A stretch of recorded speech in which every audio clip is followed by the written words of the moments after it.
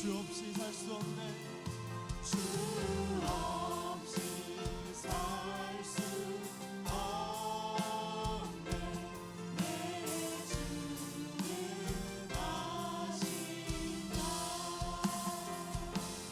내 영의 깊은 강구 마음의 소원이 주밖에 나의 마음 주밖에 나의 마음 이 알아주리로 내 마음 위로 항상 영원케 하신 주 없이 살 수 없네. 주 없이 살 수 없네. 세월이 흐르고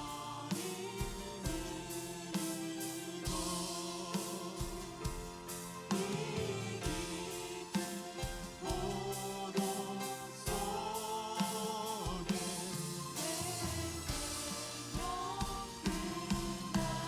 사나운 풍랑일세 사나운 끝날이되 날 지켜주시니 내 곁에 계신 주님 늘 찬송합니다. 내 곁에 계신 주님, 내 곁에 계신 주님 늘 찬송합니다.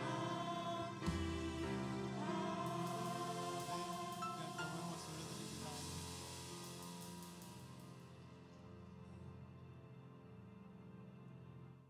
우리 함께 복음 들고 신나게 박수치면서 찬양하겠습니다.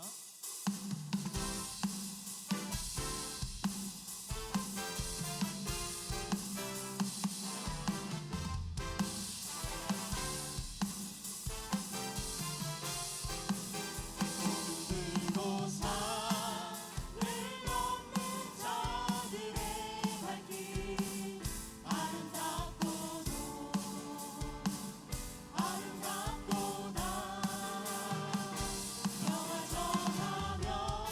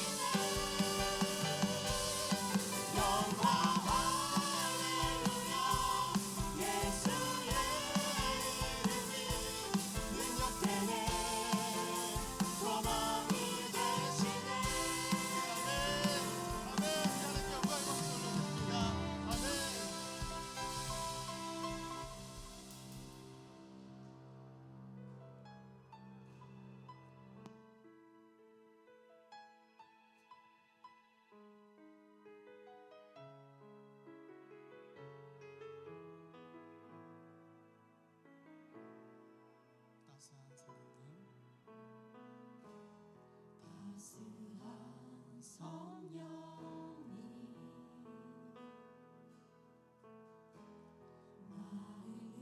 마음으로 보내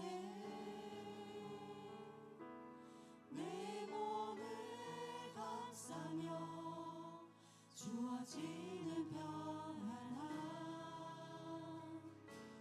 만족함을 느끼네 사랑과 진리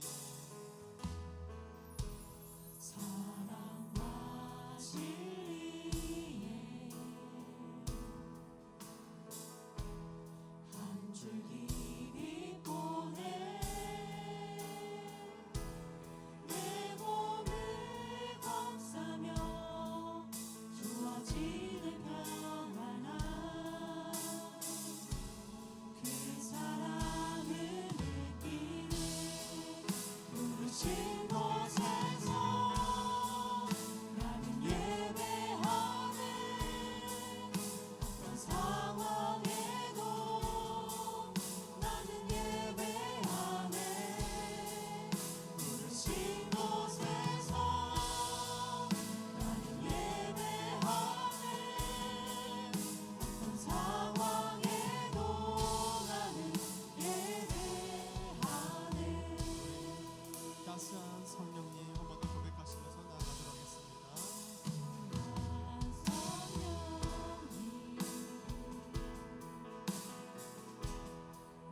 마음으로 보내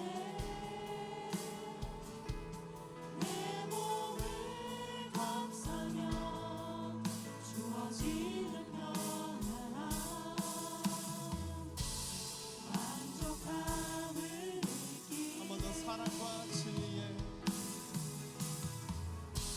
사랑과 진리에 한 줄기 보내 내 몸을 감싸며 주어지는 평안함 그 사랑을 느끼네 부르신 곳에서 나는 예배하네 어떤 상황에도 나는 예배하네 부르신 곳에서 나는 예배하네 어떤 상황에도 나는 예배 우리 한 번 더 부르신 곳에서 부르신 곳에서 나는 예배하네 어떤 상황에도 나는 예배하네 부르신 곳에서 나는 예배하네 어떤 상황에도 나는 예배하네 내가 걸어갈 때 내가 걸어갈 때 길이 되고 살아갈 때 삶이 되는 그곳에서 예배하네 내가 걸어갈 때 길이 되고 살아갈 때 삶이 되는 그곳에서 예배하네 부르신 곳에서 나는 예배하네 어떤 상황에도 나는 예배하네 부르신 곳에서 나는 예배하네 어떤 상황에도 나는 예배 우리 한 번 더 고백합니다.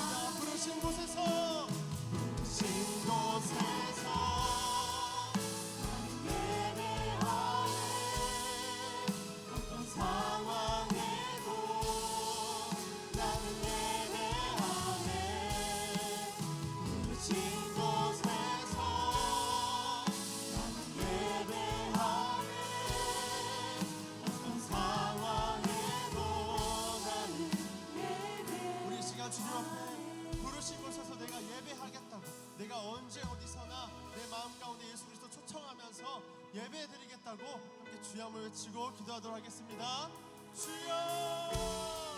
아버지, 우리가 어디서든지, 아버지, 우리가 어떤 상황에서든지, 우리가 좋거나 나쁜 모든 상황에서 오직 예수 그리스도를 기도하고 오직 예수 그리스도를 내 마음에 초청하며 예수 그리스도를 예배하는 우리가 되어갈 수 있도록 도와주시옵소서. 아버지, 우리 가운데 함께하여 주신 주님 싸우니 도와여 주시옵소서.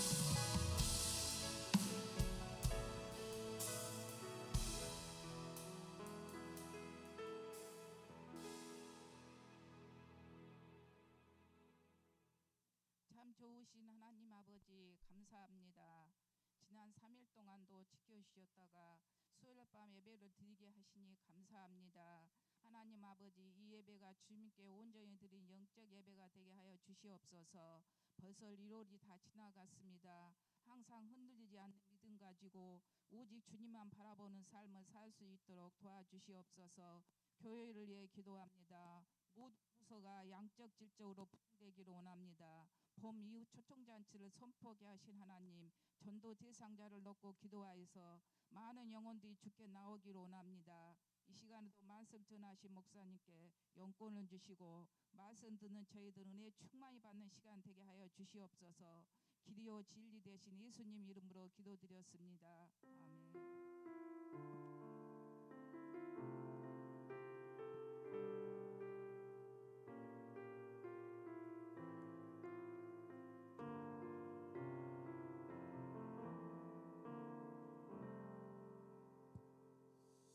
우리 5절 말씀 묵상합니다. 흔들리지 않는 신앙, 복음을 증거하는 일. 사도행전 20장 24절 시작. 내가 달려갈 길과 주 예수께 받은 사명 곧 하나님의 은혜의 복음을 증언하는 일을 마치려 하면은 나의 생명조차 조금 더 귀한 것으로 여기지 아니하노라. 아멘. 오늘 같이 보실 하나님 말씀 요한 1서 3장 앞에 안 나와요. 앞에 모니터 안 나와요. 요한 1서 3장 1절에서 13절에 18절.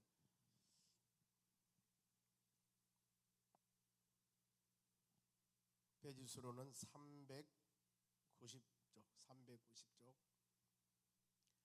앞에 모니터가 안 나옵니다. 모니터. 이게 나와야 제가 볼 수가 있는데.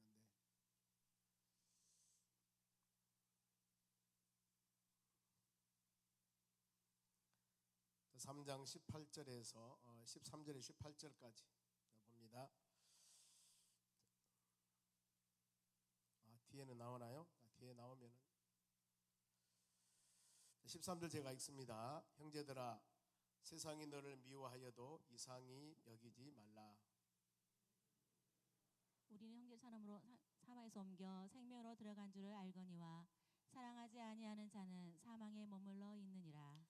그 형제를 미워하는 자마다 살인하는 자니 살인하는 자마다 영생이 그 속에 거하지 아니하는 것을 너희가 아는 바라. 그가 우리를 위하여 목숨을 버리셨으니 우리가 이로써 사랑을 알고 우리도 형제들을 위하여 목숨을 버리는 것이 마땅하니라. 누가 이 세상의 재물을 가지고 형제의 궁핍함을 보고도 도와줄 마음을 닫으면 하나님의 사랑이 어찌 그 속에 거하겠느냐. 자녀들아, 우리가 말과 혀로만 사랑하지 말고 행함과 진실함으로 하자. 아멘.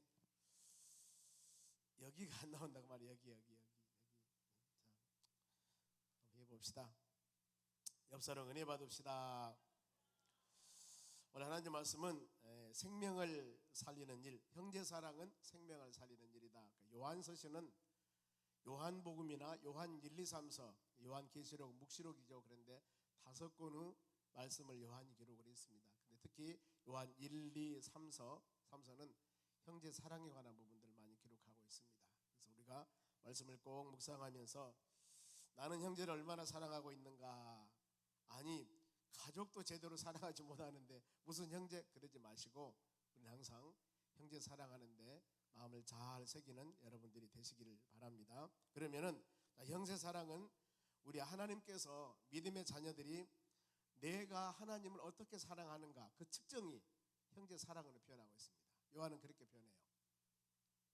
특히 4장 20절에 보면 그런 내용이 나와요. 보이지 아니하는 하나님을 사랑한다 하면서, 우리 하나님 엄청 사랑하죠. 얼만큼 사랑하냐고, 이만큼 사랑한다, 이만큼. 그러는데 그 사랑의 측정도가 하나님께서는 형제 사랑을 보고 있습니다. 하나님을 사랑한다 하면은 분명히 형제를 사랑해야 된다. 그런데 만일에 보이지 않는 하나님을 사랑한다고 열심을 당하면서도 형제를 미워하면은 진실로 하나님의 사랑이 그 안에 있지 아니하다고 말씀을 해요. 본문에도 보면은, 자, 그럼 우리가 이런 말씀을 통해서 과연 형제 사랑 어떻게 할 것인가 보면은 요한일서 4장 20절 방금 말씀했습니다. 한번 보겠습니다. 누구든지, 자막을 보세요. 됐습니다.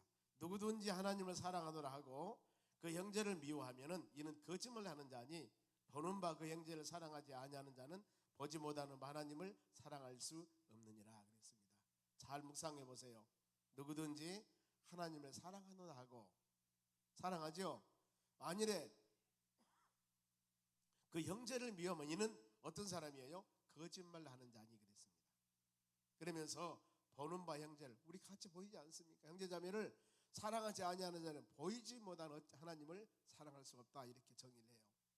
그래서 이것을 가지고 우리 하나님의 사랑을 측정해 보는 거예요. 다른 의미로 하나님을 사랑한다는 사람은 형제를 사랑하라. 우리 마음속에 미움이나 아픔이 있을 때 다 멀리해버리고 사랑하는 마음을 가지라는 겁니다.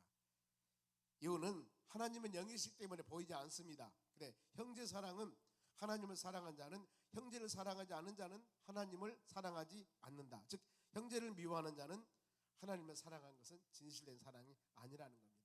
그러면은 형제 사랑하다가 세상에서 미움을 받으면은, 형제를 사랑하는데 세상이 나에게 많은 미움을 줍니다. 이랬을 때 여러분의 자세가 어떻게 할 것인가? 13절 봅니다. 본문에 13절, 형제들아 세상이 너희를 미워하여도 이상히 여기지 말라. 여기서 형제들이라는 단어는 한 엄마 태 속에서 나온 사람을 형제들이라고 합니다. 그러면 우리는 각양각색 다 다르지 않습니까? 그런데 어찌 한 엄마 뱃속에서 우리가 나왔겠습니까? 아니죠. 그런데 우리는 성령이어서 거듭난 하나님의 자녀들이 된 겁니다. 우리 모든 사람은 하나님을 아버지라고 불러요. 왜 하나님을 아버지라고 부르는가? 그 이유가 요한복음 1장 12절에 나옵니다. 영접하는 자, 그 이름을 믿는 자들에게는 하나님의 자녀가 되는 권세를 주었다고. 우리 모든 사람은 하나님을, 예수 그리스도를 영접해서 하나님의 자녀가 된 것입니다. 모든 사람. 그러니 예수 그리스도를 영접함을 통해서 영적으로 거듭난 삶, 다시 태어나다. 중생이란 게 여러분 그겁니다. 저 산에 가서 불쌍하는 그 스스가 목닥치고 하는 것이 바로 중생하는 것이 아니라, 중생은 성령으로 거듭난 것. 거듭난 것. 즉 하나님 말씀을 듣고 우리의 신앙이 전혀, 거듭난이라는 단어는 다시 태어나다 그 뜻이에요. 근데 요한복음 3장에서 니고데모가 어느 날 예수님을 찾아와서 어떻게 하면 거듭날 수 있습니까? 물어보죠. 그랬을 때 니고데모는 어떤 생각을 하냐면은, 이 어떻게 엄마 뱃속에 다시 들어가서 태어날 수 있겠냐 그거예요. 이렇게 생각, 육신적인 거듭난. 그랬을 때 예수님께서는 그게 아니고 물과 성령에 의해서 거듭난이라고 가르칩니다. 그런데 이해를 하지 못해. 물과 성령에서. 그러면은 물과 성령은 무엇일까? 그것이 곧 하나님의 말씀이라고 그래요. 우리는 끊임없이 하나님 말씀 묵상하고 성령의 역사 가운데 우리 신앙들의 매우 우리 변화받는 것, 말씀을 통해, 이게 바로 영적인 거듭남입니다. 거듭난 우리 모든 믿음의 자녀들은 하나님을 아바, 아버지로 부릅니다. 예수 믿는 사람이 하나님을 아저씨라 부르는 사람은 없죠. 모두 하나님을 아버지라 부릅니다. 왜요? 예수님을 영접한 하나님의 자녀들이기 때문입니다. 그래서 여기서 형제들아, 예수 믿고 성령으로 거듭난 모든 사람들이요, 세상이 너희를 미워하여도 이상 여기지 말라. 이상하다 그 말은 놀라거나 두려워하지 말라. 아니, 내가 믿음 생활을 잘하는데 세상이 나를 핍박하는 겁니다. 믿는 사람이 아니라 세상이. 세상은 하나님을 등진 삶을 말해요. 하나님을 모르는 삶. 그러니 예수 믿고 믿음으로 사는 여러분들, 혹시라도 세상이 너희를 미워하여도 이것 이상 여기지 말라. 내가 뭘 잘못했을까? 내가 믿음 생활 잘해서 그럴까? 이런 생각하지 말고 믿음으로 잘 이겨나가는 겁니다. 세상에 증오를 받아도 그러면서 세상이 성도를 핍박하는 이유, 왜 그러면 핍박을 할까? 요한복음 15장 19절 보겠습니다. 너희가 세상에 속하였으면 세상과 짝하는 거예요. 적당히 안 믿는 사람과 적당히 세상과 양다리 거치고 사는 이런 사람들, 너희가 세상에 속하였으면 세상이 자기 것을 사랑하는 것이나 너희가 세상에 속하지 아니하오니, 즉 세상을 멀리하고 말씀 안에 믿음 안에 성령의 충만함 안에 살아가기 때문에 도리어, 그러기 때문에 세상이 도리어 내가 세상에 택하였기 때문에 세상이 너를 미워하느니라. 즉 어떤 말씀이냐면은 왜 우리가 세상에서 핍박을 받는가? 세상 사람들은 사는 방법으로 적당히 왔다리 갔다리, 아니면은 세상에 제약과 짝하고, 아니면은 이렇게 세상에 하나 되어서 살아가는 그런 삶을 살아갔을 때 세상 사람들은 좋아하죠. 그런데 우리는 그게 아니지 않습니까? 구별된 사람, 세상과 짝하지 않은 성도, 구별된 믿음의 자녀들, 이렇게 살아가기 때문에 세상이 미워하는 겁니다. 왜 나와 함께하지 않아? 왜 내가 하는 것 하지 않아? 이겁니다. 세상 방법으로 세상 측정한 대로 살아가야 되는데 예수 믿는 사람은 그렇게 살지 않거든요. 그런 여기서 구별이 되는 겁니다. 즉 세상 제약, 어두운 곳에 살지 아니하고 세상과 구별된 삶, 즉 소금이 되고 빛이 되는 삶을 살아가는 겁니다. 그러니 세상이 싫어하죠. 우리는 항상 이런 말씀 마음에 새기면서 야고보 4장 4절에도 가늠하는 여인들아, 세상과 짝했을 때 하나님과 원수가 되는 것을 알지 못하느냐. 그래서 우리 믿음의 생활하는 여러분들 혹시라도 이 여러 직장에서 그럴 수가 있습니다. 보면은 핍박을 당하고 믿는 것 때문에 어려움 당했을 때 이것은 내가 믿음 생활 잘못해서가 아니라 하나님 말씀과 믿음 안에 살아가는 우리에게 핍박이 왔을 때 성경 가르치지 않습니까? 이상히 여기지 말라. 이상히 여기지 말라. 그건 믿음 생활 잘해 나가는 것이고, 또 핍박을 당할 때 세상과 함께 하지 않기 때문에, 즉 구별된 믿음의 사람으로서 올바로 살아가기 때문에 오는 핍박입니다. 이런 핍박은 여러분 잘 믿음으로 이겨나가야 됩니다. 의를 위해서 핍박을 자는 복이 있나니 저희가 천국이 저희 것이라고 그랬습니다. 의를 위해서 핍박을 받으면은, 즉 하나님 말씀과 믿음 안에 온전하게 살기 위해서 우리에게 다가오는 핍박들이 있습니다. 이런 핍박을 받는 것은 그것이 바로 올바른 믿음의 사람이라는 겁니다. 이걸 잘 새기시기 바랍니다. 그러면은 세상의 유형입니다. 요한일서 1장 15절 보면은 세상을 사랑하지 말라. 세상을 사랑하면은 아버지, 하나님 아버지의 사랑이 세상에 있지 아니하다. 세상 사랑, 한 사람이 두 길은 갈 수 없습니다. 두 길을. 우리의 몸은 한 길을 갈 수밖에 없는 거예요. 두 길을 갈 수가 없는 거예요. 사람도 그러죠. 한 생각에 올인하고 나가야만이 온전한 뜻을 이루는데 사람이 여러 가지 너무나 많은 생각을 하면 어려워요. 그런 우리 말도 있지 않습니까? 사람이 기술이 너무나 많으면은 살기가 권고하다고. 너무나 아는 것도 막 기술이 많으니까 이거에서 안 되면 저것도 하고, 이거에 안 되면 저것도 하고, 자꾸 다른 것을 해봐. 왜? 자신 있거든. 모든 것을 할 수 있으니까. 그런데 한 길, 이 길뿐이 모르는 사람은 그 길뿐이 갈 수 없어. 넘어져도 또 거기 가고, 쓰러져도 거기 가고. 왜? 다른 걸 할 줄 몰라. 오히려 이런 사람이 또 잘 길을 갈 수도 있습니다. 우리는 믿음 안에 사는 여러분들은 아무리 세상에서 여러 가지 미혹을 가지고 유혹한다 할지라도 오직 예수, 아멘, 오직 예수, 예수님 바라보며 나아가는 여러분이 되시기 바랍니다. 그래서 요한일서 2장 16절에 보면은 세상에 수많은 미혹 요소들이 있습니다. 보면은 이는 세상에 있는 모든 것이 육신의 정욕, 안목의 정욕, 이생의 자랑이니 많이 이런 말씀입니다. 세상에 전부 이 세 가지 요약되어 있습니다. 모세가 출애굽기 20장에 처음으로 십계명을 받습니다. 그 전에는 말씀이 없었습니다. 구전으로 되어 왔지만 기록된 성문에 말씀이 없었는데 하나님이 처음으로 출애굽기 20장에 말씀으로 돌판에 십계명을 주십니다. 말씀.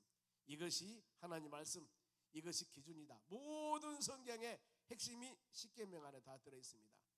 하나님과 인간과 관계가 1, 2, 3, 4계명, 그리고 인간 간의 관계가 부모 효도부터 시작해서 바로 이 십계명까지 모든 것들, 하나님과 인간 간의 관계, 이 성경 모든 말씀은 이 말씀에 요약이 되어 있는 것입니다.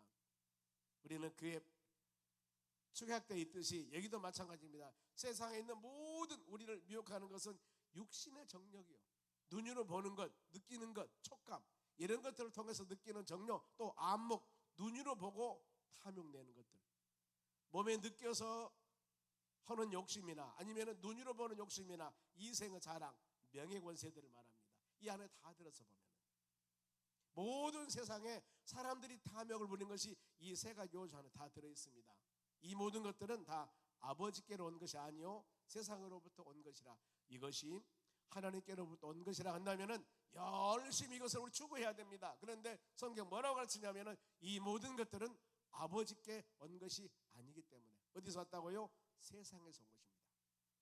세상, 성도로서 구별된 믿음의 자녀들은 이것과 같이 하지 말라고 성경은 가르칩니다. 이런 모든 것들은 멀리 해야 되는 것입니다. 이 세상 것들을 살아가지 말라고 한 것은 그것은 일시적이고 영원하지 못합니다. 생명을 살리는 일이 아닙니다.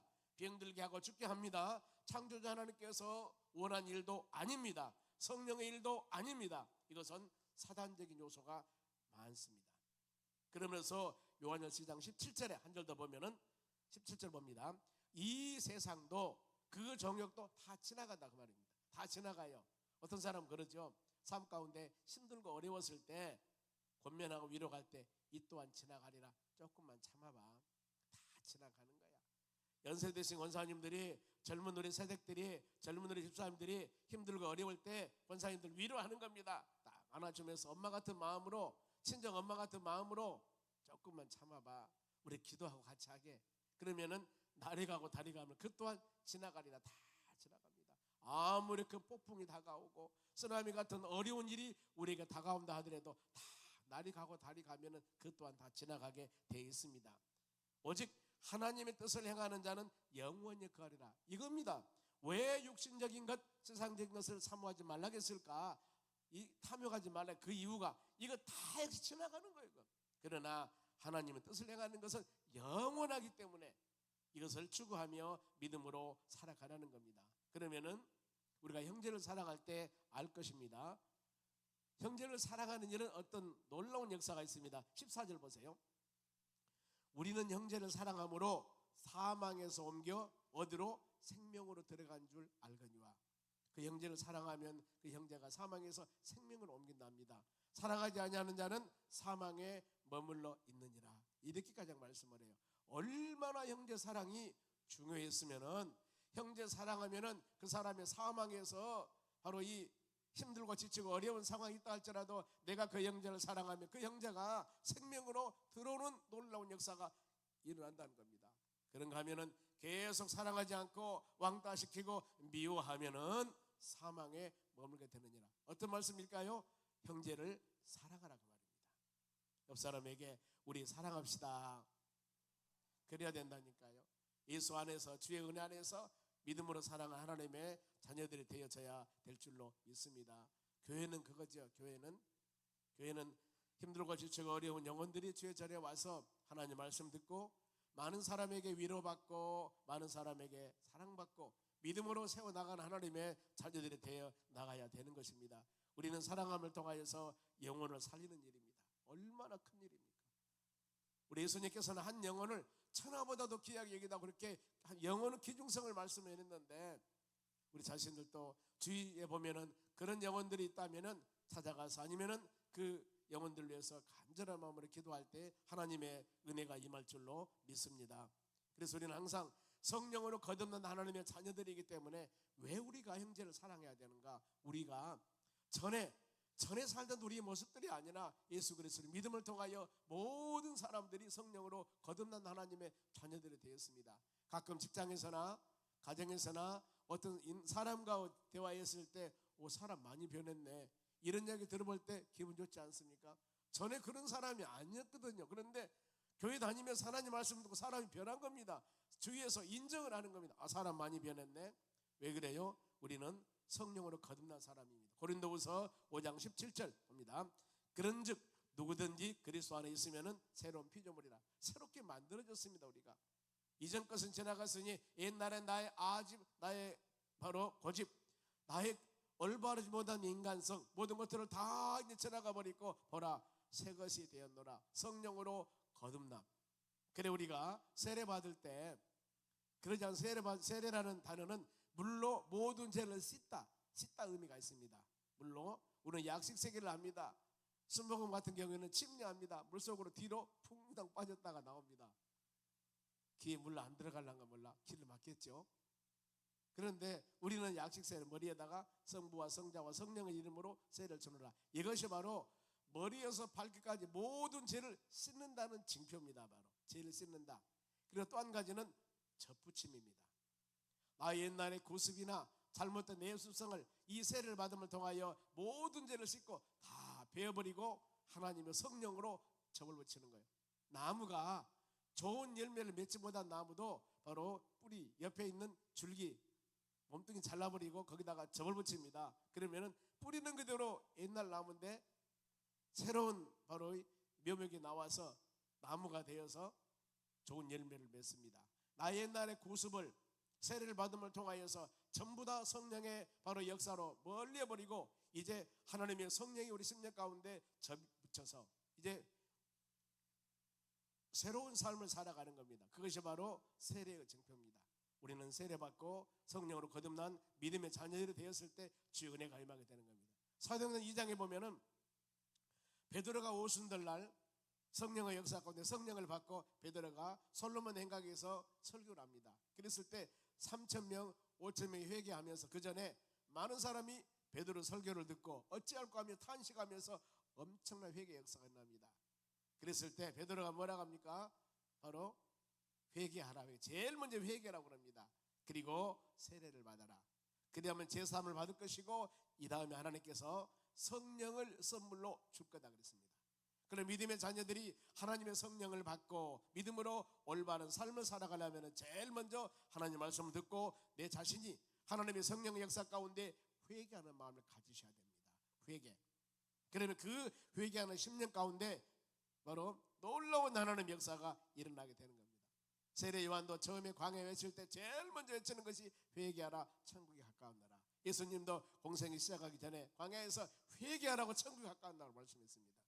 하나님의 교회에서는 여러분 열린 마음으로 하나님 말씀을 꼭 새기면서 심령으로 자복하고 회개하는 여러분 되셔야 됩니다.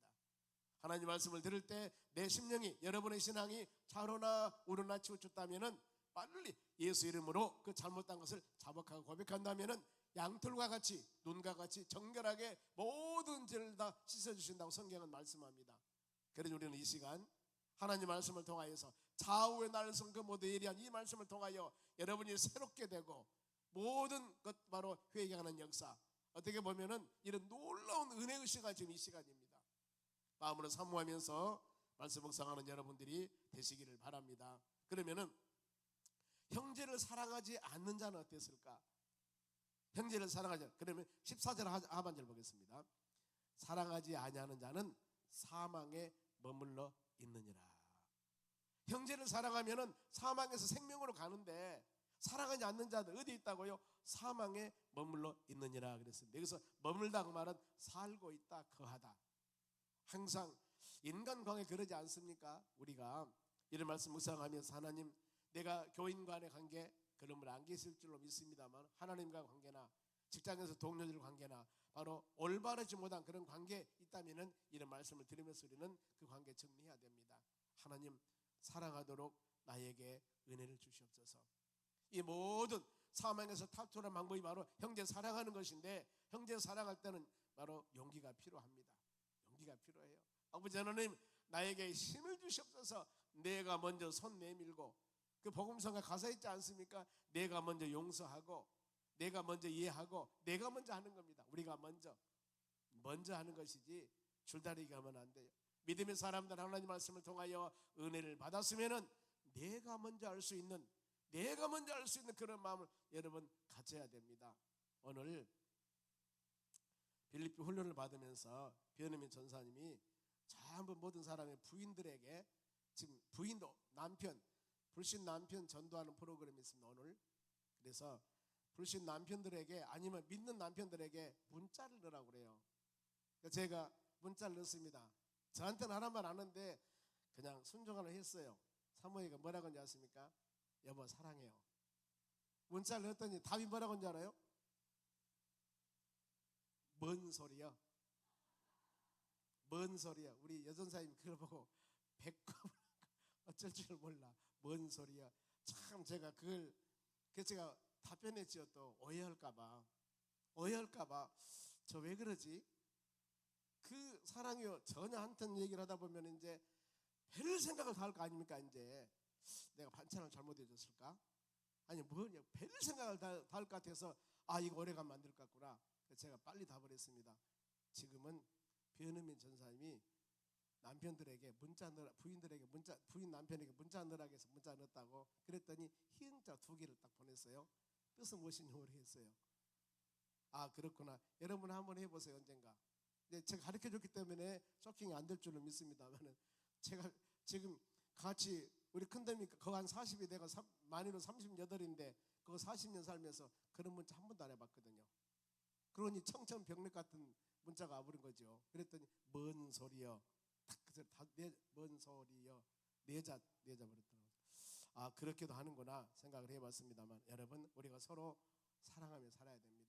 이것이 쉬운 단어지만은 굉장히 귀중하고 가치 있는 것들입니다. 인간관계 그러지 않습니까?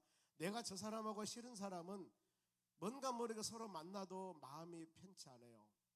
그런데 내가 사랑하는 마음을 가져버리면은 기뻐 너무너무 좋아.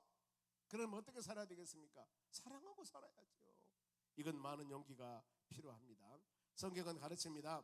땅에서 매이면은 하늘에서 매이고 땅에서 풀리면은 하늘에서 풀린다고 그랬습니다. 먼저 어디서?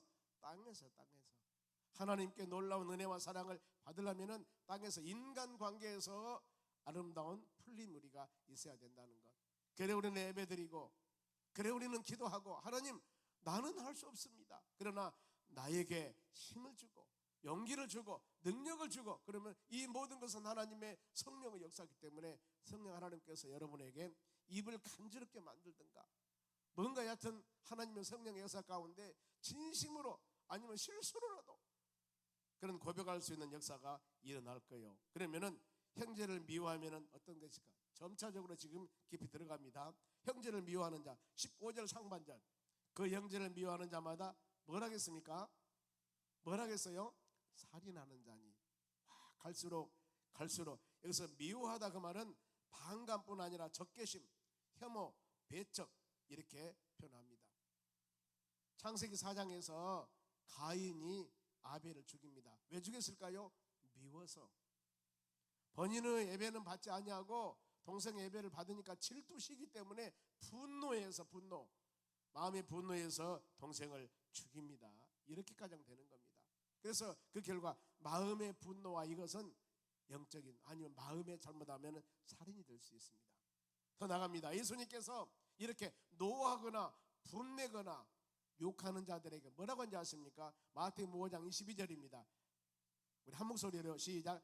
나는 너희에게 이르노니 형제에게 노하는 자마다 심판을 받게 되고 형제에게 라가라는 자마다 공회에 잡혀가게 되고 미련한 놈이라는 자마다 지옥불에 들어가게 되리라. 보세요. 형제에게 노하다 그 말은 격분 성례다 그 뜻입니다. 우리 많이 했죠. 형제에게 격분 성례면은 하나님께 심판을 받아요. 그런가 하면 형제에게 라가는 아람어인데 욕설입니다. 바보 멍텅구리. 이 바보야. 우리 자녀들이 그러면 안 돼요. 멍텅구리야. 그것도 몰라 하면서 너무나 이렇게 하면은 바로 이렇게 하는 자들은 뭘 하겠습니까? 공회에 잡혀가게 되고 많은 사람 있는 거 잡혀가 심판을 받아요. 함부로 욕하면은 바보 멍텅구리라고 하면은 가슴에 안 찔립니까? 이러면 안 돼요. 그리고 더 나가서 미련한 놈이라 하면 미련한 형제로 이 미련한 놈이라 하는 자는 어디 간다고요? 지옥불에 들어가게 되리라. 예수님께서 무슨 말씀일까요? 이런 말 함부로 하지 말고 사랑하는 말 해라. 믿음의 덕을 세워나가는 말 해라. 칭찬하는 말 해라. 이런 의미가 아니겠습니까 여러분? 우리가 이런 말씀 묵상하면서 그렇구나. 이제부터 옆 사람에게 혼자만 옆 사람에게 이제부터 명심합시다. 하면 그래야 돼요. 명심해야 됩니다. 왜냐하면은 하나님 말씀이잖아요. 우리는 끊임없이 하나님 말씀을 들어야 돼요. 이거 한번 들어가지고 평생 기억해버리면 얼마나 좋겠습니까? 그렇지 않습니까? 한번 하나님 여러분이 말씀 들어가지고 다 기억하고 있다면 상처도 어릴 거예요. 몇 월, 몇 월, 며칠이나 그 말씀인데 목사님 또 오신다 그럴 건데, 여러분 계속 말씀은 묵상해야 됩니다. 신명기 그러지 않습니까? 요단강 건너서 가나안 들어갈 때 신명기 6장의 핵심장입니다만은 다음 세대 자녀들을 가릴 때 주야로 말씀 묵상하도록 해라. 걸어갈 때나 누웠을 때나 잠잘 때나 바로 항상 하나님 말씀을 주야로 묵상하라고 그랬습니다만, 우리가 이렇게 믿음으로 살아가야 됩니다. 나뿐만 아니라 우리 자녀들이. 그래 우리가 계속 하나님 말씀 묵상합니다만 요절 말씀이죠. 요절 말씀 너무너무 중요합니다. 귀중하게 여기시기 바랍니다. 지난 오후 예배 때 전체 요절 말씀 교구별로 보고도 하고 하여튼 암송하기도 했습니다만 이 자체가 얼마나 귀한 것입니까? 한 주간 말씀 묵상하고 잊어버리고 그런 말씀이 있었는가도 모르겠는데, 그러나 52주 동안 여러분 5개만이라도 정확하게 우리가 알아놓으면은 이 말씀이 내가 힘들고 지치고 어려웠을 때, 아니면 내 신앙이 흔들렸을 때 여러분의 신앙을 잡아준 것은 어떤 사람이 권면해서가 아니라 그 하나님의 말씀이 우리 신앙을 잡아주는 겁니다. 그 하나님 말씀 우리 신앙을 성장성숙하게 되는 것입니다. 때문에 우리는 그 말씀 붙잡고 나가는 여러분이 되셔야 하는 겁니다. 우리는 항상 형제를 미워하는 자는 살인한 자라고 그랬습니다. 욕하지 말라고 그랬습니다. 그러면은 그 속에 바로 이렇게 미워하고 시기하고 욕하고 이런 삶 가운데는 그 속에 왜 형제를 욕하지 말라고 했을까? 15절 중반절 보면은 설명이 나옵니다.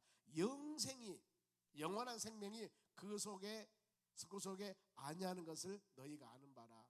이렇게 우리 삶 가운데 언어나 행실 가운데 온전하지 못할 때 그 10년 가운데 영원한 하나님의 생명력이 있지 않다 그 말입니다. 있지 않다고. 물론 예수 그리스도를 믿으면 믿음으로 사는 자들에게 멸망치 않고 영생을 얻게 하려 함이라 그랬습니다만, 우리는 끊임없이 하나님 말씀을 통하여 여러분의 신앙을 성숙해 나가야 되는 겁니다. 이것을 바로 여러분 우리가 성화라고 합니다. 성화. 계속적으로 하나님 말씀 듣고, 내가 더러웠고 내 몸이 더러우면 목욕탕에 가지 않습니까? 내 옷이 며칠 있다 더러우면 또 세탁소에 드라이클링 하지 않습니까? 그러면 깨끗하게 되는 겁니다. 만약 우리 믿음의 자녀들이 내 심령이, 내 신앙이 하나님 말씀대 온전하지 아니할 때, 주의 전에 와서 말씀 붙잡고 회개하는 마음을 가지고 정결한 마음을 가지고 믿음으로 나아갈 때 여기에 주의 은혜가 임하게 되는 것들입니다. 얼마나 여러분 좋습니까? 한번 입은 옷 다시는 빨 수 없습니다. 한번 입은 옷 더러운 냄새 나면 다시 못 빱니다. 그런다면 얼마나 힘들겠습니까? 평생 그렇게 살아야 되는데 이건 지옥일 겁니다 아마. 그런데 아무리 냄새나고 아무리 더러운 옷이 할지라도 예수 그리스도 이름으로 자복하고 회개하면 모든 죄를 사해 주신다고 약속하셨고, 더 나아가서 한 번 회개하는 죄는 기억하지도 아니하신다고 하나님 말씀하셨는데 얼마나 주의 은혜 감사합니까? 우리는 이런 은혜 마음에 새기면서 이런 축복받는 믿음의 자녀들이기 때문에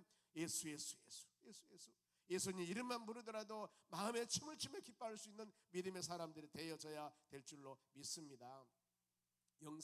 영생은 영원한 생명을 말합니다.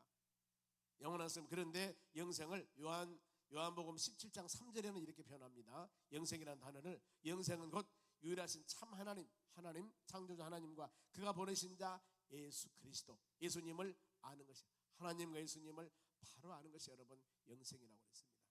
하나님에 대한 바로 가치관, 예수님에 대한 올바른 우리 가치관을 알고, 즉 말씀을 통해서 깨닫고 성령의 역사 가운데 정확하게 믿고 믿음으로 나아가는 하나님의 자녀들을 말합니다. 그러면은 형제 사랑은 하나님의 사랑을 알게 하는 겁니다. 지식으로 아는 것보다도 성령 은혜를 통해서 깨닫게 하는 것입니다. 그러면 16절 알 것입니다. 상반절 보겠습니다. 16절 상반절 보면은 그가 우리를 위하여서 목숨을 버리셨더니, 이 예수님이 바로 하나님의 사랑을 아는 자는 이 예수님 알아. 예수님은 우리를 위해서 목숨을 버리셨으니. 예수님 왜 십자가에 죽으셨습니까? 이사야 53장 답하지 않습니까? 그가 찔림은 우리의 허물이라며 그가 상함은 우리의 죄악을 인합니다. 그가 채찍을 맞음으로 나음을 입었고 징계를 입음을 통해서 바로 이 평안을 이뤘다고 그랬습니다. 예수 그리스도께서 수많은 고통과 어려움을 당하셔서 모두 다 우리의 죄의 짐을 지고 그 많은 고통을 당하셨습니다. 예수님은 죄가 없으신 분이에요. 그런데 우리의 수많은 그 죄를 다 지고 어린 양의 생제물로 십자가에 죽으셨습니다. 이 은혜를 모두 우리는 받고 삽니다. 그가 고통을 십자가 죽으심은 우리의 흠을, 우리 모든 죄악의 짐을 지고 죽으신 겁니다. 그래 이사야서 53장 6절 중반절 말씀 보면은 예수께서 우리 모두 죄악을 누구에게? 그에게 담당시켰습니다. 앞으로 오실 메시아 53장에는 바로 예수님이 이런 모습으로 오실 것이고 흠모할 만한 형체가 아니라 바로 새싹과 같이 낮은 모습으로 오실 것이고 그렇게 이렇게 찢김을 당하고 고통을 당할 것이다. 그런데 그가 그에게 우리 모든 죄악을 담당시켰었다. 하나님께서 많은 믿음의 자녀들, 우리 모든 여러분들 죄악을 예수님 십자가 죽으심을 통해 다 감당하셨다는 것들입니다. 그래서 우리의 대속물로 죽으신 예수님, 우리 살아가는 모든 삶은 갈라디아 2장 20절 말씀과 같이 이제 내가 산 것은 나를 위해서 십자가 죽으신 예수 그리스도를 위한 삶이 되는 그런 신앙 고백이 되는 여러분들이 되시기를 바랍니다. 그래서 우리 성도들이 깨달은 것은 성도들의 자세입니다. 이런 은혜 깨달은 여러분들은 16절 중반절 봅니다. 우리가 이로써 사랑을 알고 하나님의 사랑, 예수 십자가만 바라보면은 거기서 하나님의 사랑을 깨달아야 됩니다. 내가 죄의 짐을 지고 마음속으로나 아니면 어느나 행동으로 지은 죄, 이것은 어떤 방법으로도 살 수 없는 것인데 나에게 묻은 더러운 냄새나는 어떤 바로 이 불순물이 있을 때 이 불순물은 내 노력과 힘으로서는 절대 깨끗하게 할 수 없는데 드라이클링을 했습니다. 예수 보혈, 예수 십자가 피로 그 모든 냄새나는 더러운 피를 전부 다 정결하게 씻었으니 우리가 이로써 사랑을 알고 그것이 바로 하나님의 사랑이라는 겁니다. 하나님의 사랑. 하나님이 세상을 이처럼 사랑하사 독생자 예수님을 주셨는데 그 예수님은 누구든지 믿는 자마다 멸망치 않고 영생을 얻게 하려 하심이라 하고 그랬지 않습니까? 하나님의 사랑의 증표가 죄악 중에 헤매고 있는 여러분들을 위해서 십자가의 죽으심, 이것이 바로 내가 너희를 사랑한 하나님의 사랑이라고 성경은 말씀하고 있습니다. 사단의 굴레에서 벗어나 하나님의 자녀가 되었고 우리는 예수 보혈로 모든 제사함 받았고 매일매일 돌보심과 인도하심 받으며 하나님 보살핌 받으며 사는 우리들입니다. 감사하시기 바랍니다. 내일 아침에는 2월 1일 매달 1일 날은 전 가족으로 바로 첫날 월상 예배라고 그럽니다만 가족 축복 예배를 해서 내일 아침에 여러분 옆 사람에게 새벽 기도 나옵시다. 안 나오실 모양이에요. 다시 새벽 기도 나옵시다. 그래요. 여러분 기도 제목을 여러분들이 적어서 한번 해보세요. 송구 영신 예배 때 1년 동안 기도 제목 기다리고 너무 힘 안 듭니까 여러분? 저는 너무 힘들어요. 그러니까 한 달 단위로 기도 제목을 정해보라니까요. 한 달 단위. 그래서 기도 제목을 한번 쫙 적어보세요. 마음적으로. 그리고 나서 그 기도 제목이 3월 1일 날 한번 생각을 해보세요. 하나님 2월 달 한 달 동안 이 기도 제목을 가지고 기도를 했는데 3월 1일 뒤돌아보니까 응답됐네요. 그런 기도 제목이 있습니다. 이런 분들은 여러분들이 저한테 문자를 주세요. 이 기도 제목으로 기도했는데 응답해 줬습니다. 그러면은 축복 빵빠라송 하겠습니다. 하나님께서 큰 은혜. 그러면서 우리 신앙이 성장되는 거예요. 삶에는 간증이 있어야 되는 겁니다. 그렇잖아요. 제일 여러분 믿음으로 졸라면 어떤지 아십니까? 하나님 오늘 저녁에 주무시면서 내일 아침에 잘 일어나게 도와주세요. 아침에 일어나서 어땠어요? 응답 받은 것 아니겠습니까? 하늘의 별만 이만한 상상도 내 그릇도 안 되는 기도 정말 정해놓고 그것 별 따게 해달라고 그러면 여러분 별 딸 수 있습니까? 별 따면 안 돼요. 죽어요 그 사람. 그런 기도 제목. 하나님께서는 하나님과 우리 사이에 가까운 관계가 되려면은요 작은 기도 제목을 정해서 하나하나 기도 제목부터 이루어주심에 대한 감사함을 가졌을 때 하나님은 이렇게 나의 기도 제목을 응답해 주시구나 하면서 큰 기도를 되는 거예요. 아침에 출근하면 저녁에 오늘 하나님 직장 근무하고 저녁에 집에 돌아와서 좋은 하루 감사합니다 하기를 원합니다.